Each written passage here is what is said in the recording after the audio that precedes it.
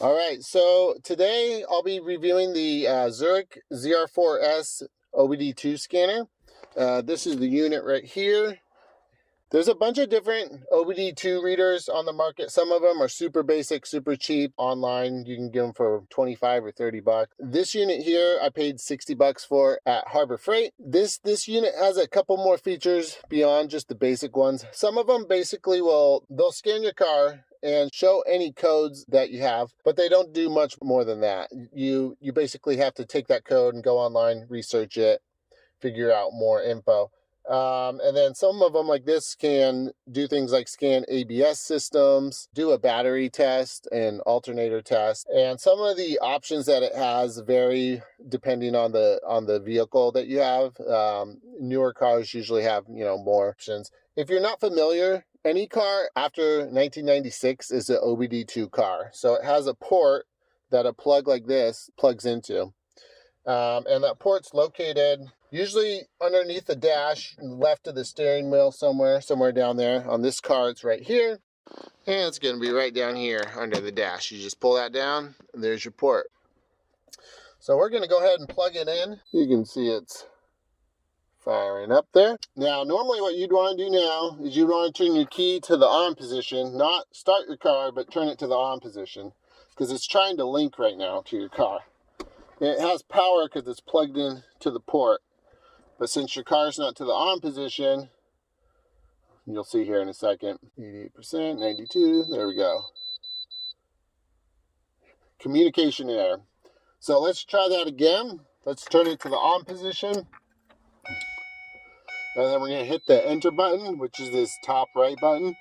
All right, so it already scanned my car. No codes, so you can see right there.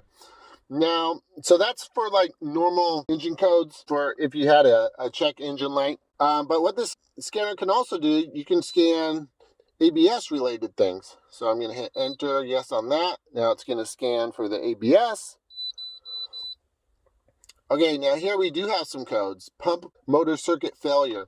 Now I knew about this one because I actually pulled the fuses in the fuse box, which is the reason why this didn't actually fail, but I purposely disabled the ABS in this car. Reason for that was years ago I had to change a wheel bearing on this car, and on this car it doesn't have a tone ring like most vehicles do. It's actually integrated into the wheel bearing itself, which is what the speed sensor needs to read in order for your ABS to work. Well, once I installed that wheel bearing, the ABS didn't work properly after that. At slow speeds, like really slow speeds, when I was coming to a slow stop, the ABS would activate, which is not the right time. The ABS should really only work on high-speed stops. So high-speed emergency stops where it thinks you would initiate a skid. The only point of ABS is to maintain control during high-speed stops. So anyway, and then let's see. So there's 1 and 2. What's the second code here? There you go. Left front wheel speed sensor input signal missing. So again, I did swap out that sensor and it did not fix the issue. So what else do we have? So if we hold down the enter button here, we can go back to the main menu. Now I can do a bunch of vehicle info. Oops. You can also do a battery test here. Let's see what that is. Battery test. Yeah, sure. Why not? And it gives you some info. Make sure your car's in park. Make sure the battery's in good condition. Let's say continue. All right, it wants us to turn on our headlights. Then hit OK. All right, now it's got a timer. It's going to do a little countdown there.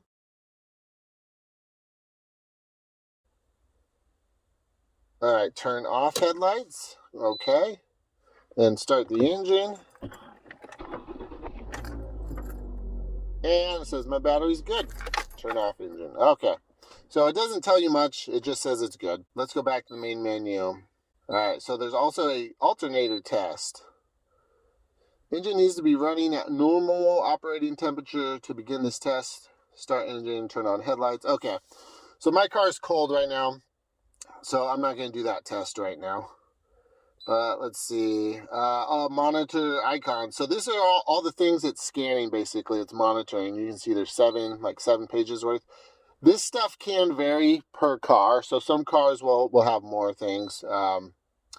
Usually the newer vehicles will have more options here. Yeah, so I mean for $60, honestly, it's not that bad. Oh, also a really cool feature about this, there's a free app that this brand Zurich uses. It's called Repair Solutions 2. And it's a free app. Just go to the App Store, Android, iOS, whatever. And it's actually got a decent bit of info on there. So after you scan your car on here, then you can link your phone to this, and it'll upload that info on your phone. And then there's a lot more info. So it'll show you the code, kind of a basic description of that code. And then it'll also give you like things like repair cost estimates. And it really kind of goes more in depth.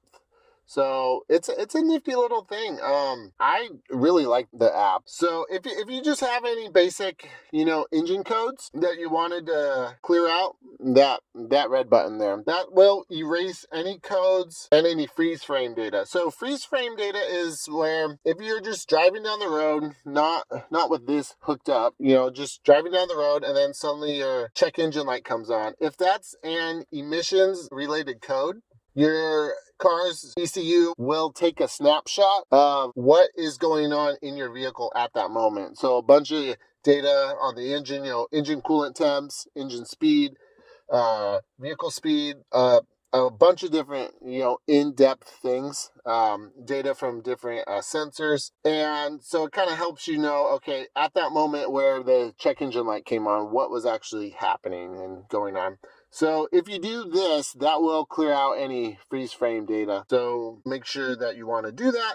This does not clear out permanent codes. So some codes, you can clear them out, but they're going to come back again if the issue's not actually solved. But anyway, yeah, it's a good little unit. There's different levels of this. This is one of their lower tier products. Again, OBD2 scanners in general are just very nifty to have, even if it's just a basic one that will tell you the codes, and then you got to go online. I mean, everybody's got, internet access these days. So, but it's definitely a little more work that way. Whereas this really does give you pretty helpful info.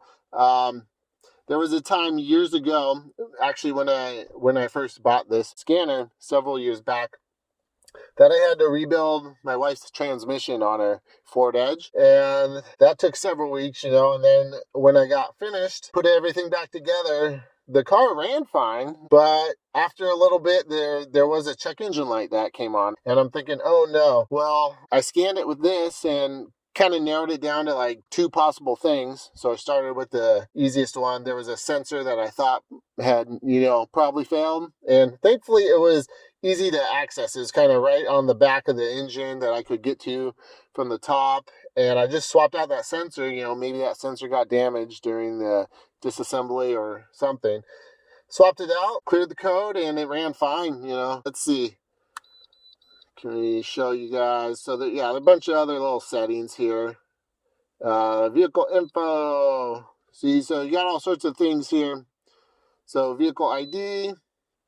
It'll tell you your VIN, your module number. There is a method to manually enter what vehicle you have if for some reason it can't link to your VIN, but I would think on most cars it should just link up, Also in the app itself, there is a little bit more info. It's definitely nicer to do it, on the interface of a phone, but this isn't, I think it's a pretty good value.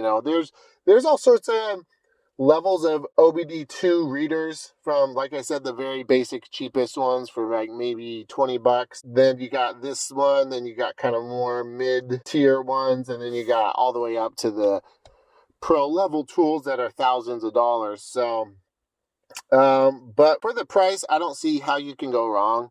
Only use this a few times, but it's really easy to use. I've never had any issues, no like glitches with it. So it definitely has my thumbs up of approval. So hopefully this helps, guys, and good luck out there.